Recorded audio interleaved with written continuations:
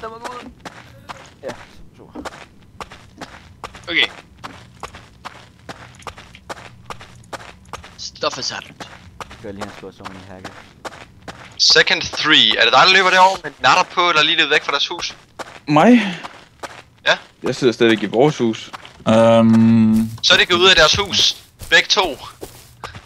Jeg får gå lige ud og pisse en gang. Hvor er du henne, så? Jeg står op på et bjerg. Begge to de løber modsat vej af vores base lige nu. Er det virkelig hacking at lave at skyde med en shotgun 2 gange? Har du lige dræbt en? Nej, der var en der skrev. Jeg tager mine ord lige tilbage. Der er 4. Holy mother of Christ. Jeg er glad for, at jeg scouter der, Lord Jesus. Mother in hell. Jeg tror, de skal til at... Er de i gang med at raid? Eller har de bare nogle venner derovre, der har en base derinde? Hvor er du henne, så? Jeg kan ikke se dig. Jeg står op på en meget, meget høj bakke. Hvem står og udspionerer mig? Ja, Malte. Jeppe. Jeg slår dig i hovedet, der. Har vi seriøst ikke nogen handmade shield? Jeg synes jeg så sindssygt mange på et tidspunkt. Det kan alle. Ja, de ligger på basen. Hvad? Jeg tror, Christian tog dem. To hvad? Handmade shells. Ja. Nej. Der har jeg et skud. Nu skal du fandme Cirka ramme 5 sekunder mere, så er de ude af render distance. Jeg er nede ved den nye base der. Ja, de er ude af render distance. Det kræver kun sten, så laver jeg sgu bare nogen. Jeg kom op. De kræver ikke rigtig noget. Jeg tror, de er De er ude taget at de er ude at samle materialer. Lol, Det er godt, jeg tager. man kan åbne en kiste her, de har. Lol. Nå, Jeg kunne jo egentlig også bare tage en normal shotgun og så lidt gear på. Det kunne du, ja, Emil. Uden jeg faktisk nok. Jeg kan ikke droppe gear på den her. Jeg kan ikke rigtig bygge noget her. Det er fandme besværligt, det. Det var lige ham, der hedder Counter-Terrorist, der egentlig siger, hello, En af dem er på vej tilbage nu, Malte. En af dem er på vej tilbage. Hello, Counter Gay. What the fuck? Jeg tror måske, You're han så mig. busted. Jeg kommer over nøgen med en sten og en... Ja, så har jeg et fint lille overlook. Han har intet på sig overhovedet. Ups. Vi havde vi ikke det? Vi havde. Vi skal Hopper han ind af vinduet? Det tror jeg. Ja, det var også det, jeg gjorde. Hvem skød Er det dig, Malte? Det var mig, ja. vi har meget gunpowder lige nu. ham. Lol. Metal Foundation. Vindue. Det ene ved vinduet, det andet, eller hvad? Ja. Løl. Jeg missede bare. Kan man komme forbi herunder, det? Jeg overvejede lidt bare rush der space. Ja. Der er en derinde i... Der er der. Then do it. Hvor langt ned kan man gå i det der vand her, mand? Og hans venner er ikke tæt nok på til at komme og hjælpe. Hvor er du henne, så? Det var mig, jeg kan se Ja, en der af kan man dem. gå til. De samler stadigvæk materialer. Holy fuck, man. De har ikke lagt mærke til en Ja, shit. fuck, jeg respawner helt tilbage. Det er ikke Ved du? Ja, jeg døde i vandet. Oh my god. Altså, Jesus så er min ting. Christ. Saga, kan du ikke lige tage bygge min sig nogle af til, mine Jeg er i for det er gang. Jeg er i gang. Malte, hvis en af dem kommer løbende tilbage, hvad gør vi så? Skyder ham. Fair enough. Det var jeg så menig om. Her kommer der en. Her kommer der med en. Og det var der, den wooden stairs var henne. Det er bare shoot on sight. Dig, der havde dem, Jeg kan så. sagtens se ham. Han skyder efter mig. You forget.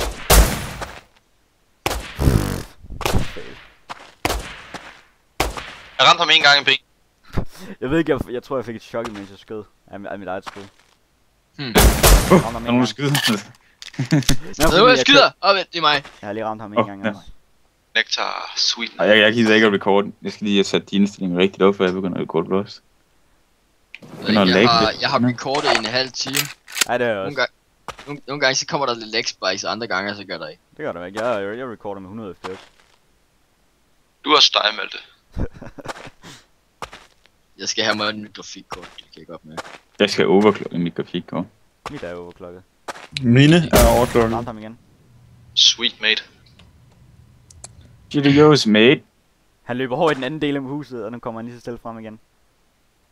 Peekaboo, motherfucker! In your face. Skal jeg gå ind og skrige af dem, og bare skyde dem?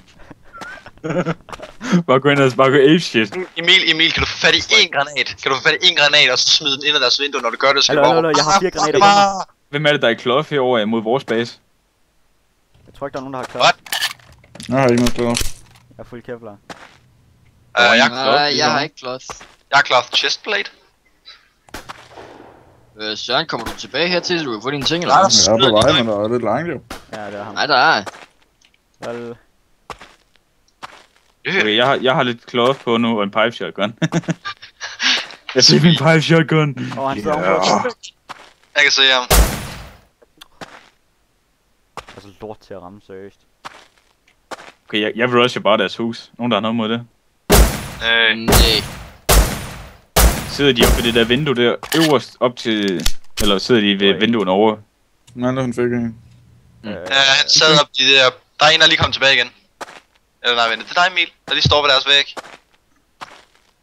Nej, du kan jo muligt være så tæt på allerede. Jeg står inde i deres vinduerum. Er du lige kommet ind? Ja. Så er det dig, jeg kigger på. Jeg bliver skyde. Jeg var også lige ved at skyde ham, men der tænker jeg, jeg venter sgu til at Du komme står ind. og kigger ud af deres vindue lige nu, ikke? Klart. Ja. Jeg står og kigger ud af vinduet. Eller gjorde. Lige pas på, at jeg ikke skyder dig.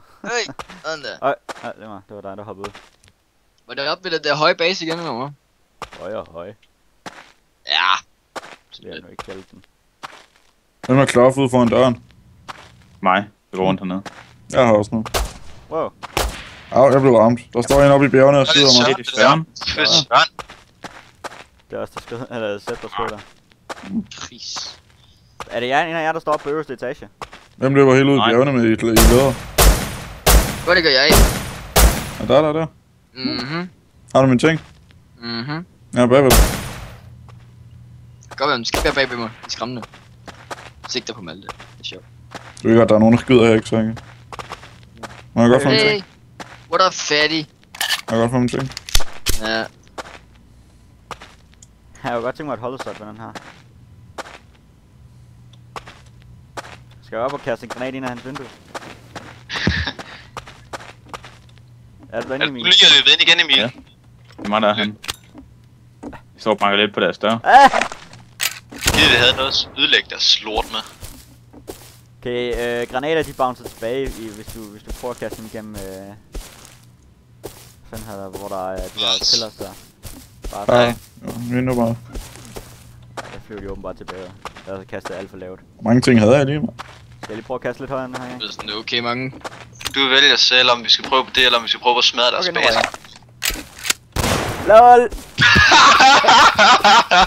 Sådan der. Nice. Wow. Nu skyder med shotgun.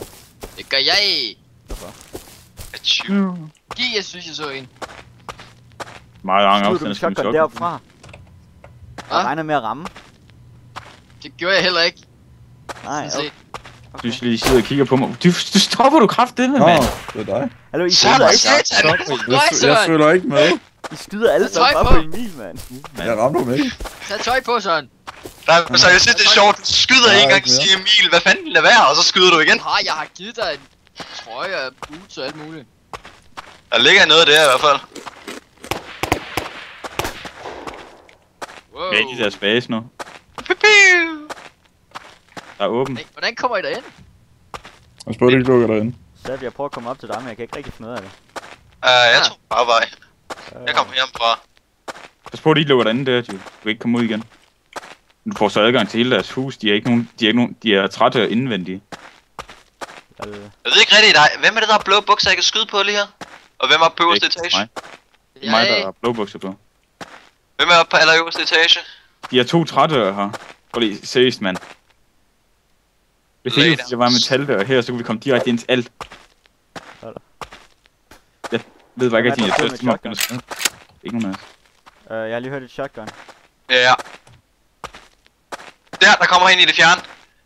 Han er en ulv efter sig. Ja, det kan jeg godt se. Ja, så. Han er mega langt væk. Prepare to get sniped the fuck out! Jeg tror, der kommer nogen op fra højre, for det var deroppe, shotgun også kom fra.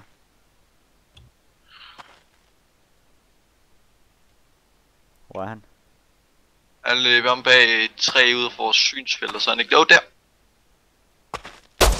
Der var han. Ramte du ham? Nej. Skal jeg begynde at rive deres døre ned? Der er en lige ude foran huset. Definer. Okay, hit to the body på 276. Something smells fishy. 276, hvordan siger du det? Det kom der lige ned i chat, at der var en, der blev dræbt med unknown på 276 meters afstand.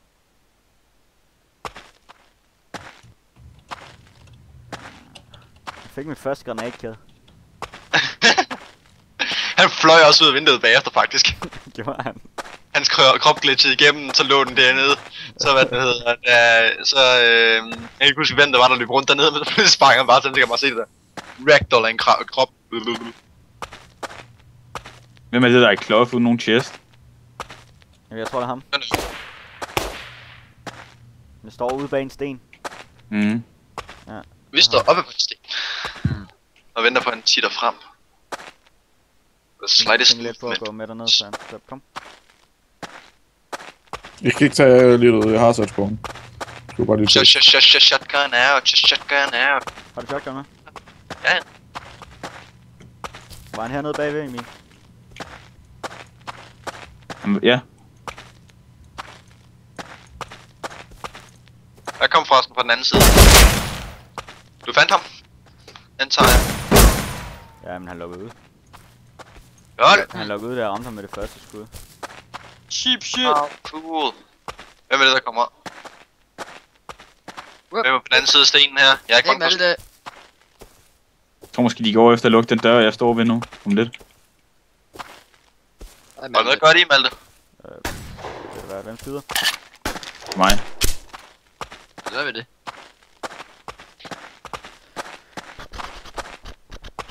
Det var ham, jeg gør op med en granat, ham der. Seriøst, man. Hvis der er nogen, der kommer herop og dækker mig, så går jeg så i gang med at have sin dør ned. Jeg kommer ind. Jeg skal bare se døråbning, så kan I få alt mit gear og alt det der. Ja. Eneste jeg skal, det bare sørge for, at der er nogen, der skyder dem, hvis de prøver på at lukke døren bagved mig. Okay, hvor lang range har en M4? Egentlig lang. 218 skud på med et headshot. Den har 140. Nå, men altså, vi ved jo også godt om det er hovering banana, han hacker. Ja, okay.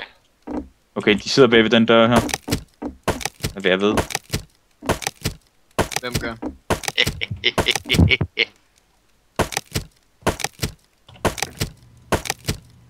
Han siger nu, stop. Ja, det er en af dem, der bor her. Det er ham, der bor der.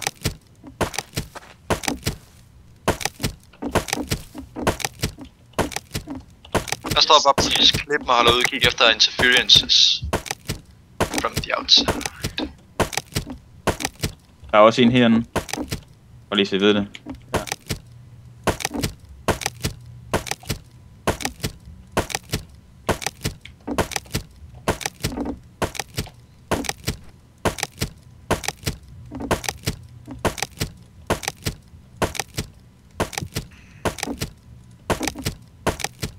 Nope, I have shotgun.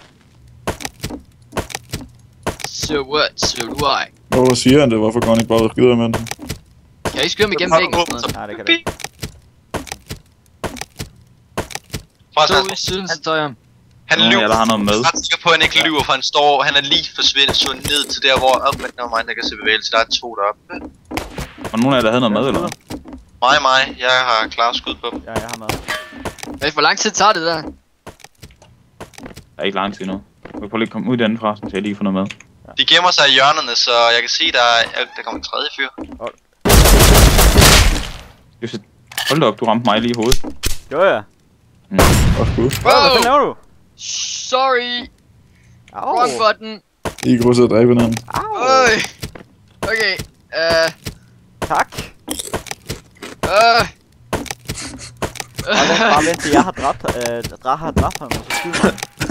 Hvem er det, der skyder på døren? Jeg skyder ikke på døren, jeg skyder på ham. Der var en, så var der en af dem, der slog på en dør. Jeg kan godt lide, at han prøvede at lukke døren først, og så dræber han. Jeg har lige ramt en af dem i skulderen eller sådan noget. Der er en af der er klar til at skyde jo lige snart den dør den forsvinder. Ja. Bare skynd dig væk. Jeg løber bare til venstre. se en af dem. Ja, han begynder at slå på den selv også. Hvor fanden gør han det? Fordi han smider metal, og lige så snart den er væk, sikkert. There's nothing here. Loops.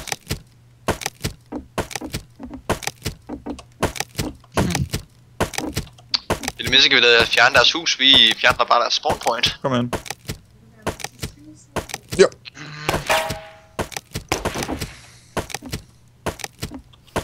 Det er, man Han forsvinder meget snart. Jeg går ned, så jeg spiser. Ja, han bliver så sikkert en metal, der lige snart den er færdig. Så skyder med shotgun. Hvem er det, der skyder mig Hvor bare? lang Nej, tid det tager kan det? sgu ikke. Han kan sgu ikke. Det kan han sgu da ikke. Den laver den der bund der. Du kan ikke placere en dør der. Bare sådan en bund. Ligesom når du springer en metaldør, så kommer der lige sådan en metalklamme i bunden, så du ikke kan placere noget der. Det gør det sgu også på træt her. Gør det det? Jeg ved så ikke, hvis man hatchetter dem, om den gør det. Nej, jeg går ned og spiser. Er I klar? Ja. Jeg har ramt et par af dem deroppe, så de burde have taget skade. You're not standing my rain.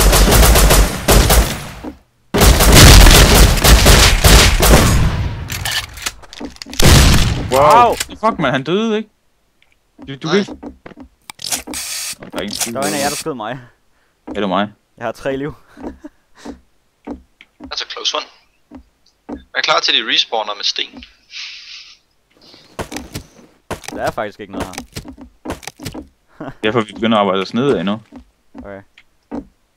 Jeg står og hopper i When gang med at downwards. ødelægge sengene. Ej, fuck de der sleeping bags. Det er deroppe, de spawner, er det ikke? Jo. Hvis du arbejder med sengene, så står jeg heroppe. Så går jeg herned.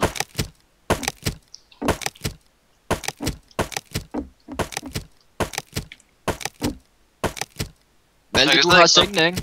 Jo, jeg står her. Super.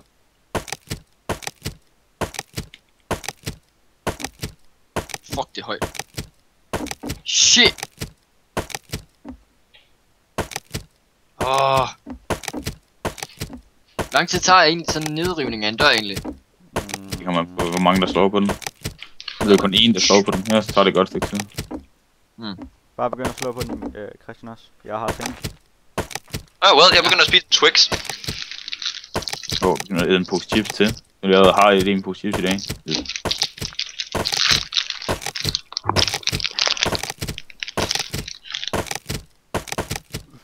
Jeg sidder bare og drikker sol. Jeg sidder og æder soda. Ah,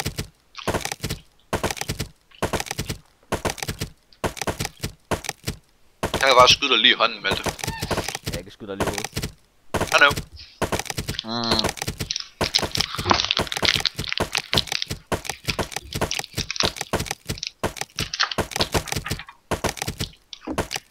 Hvordan kan ham der hovering banana ikke være, hvad nu det hedder, død endnu? Nej, bandet endnu. Og jeg tror, jeg har stoppet recording her.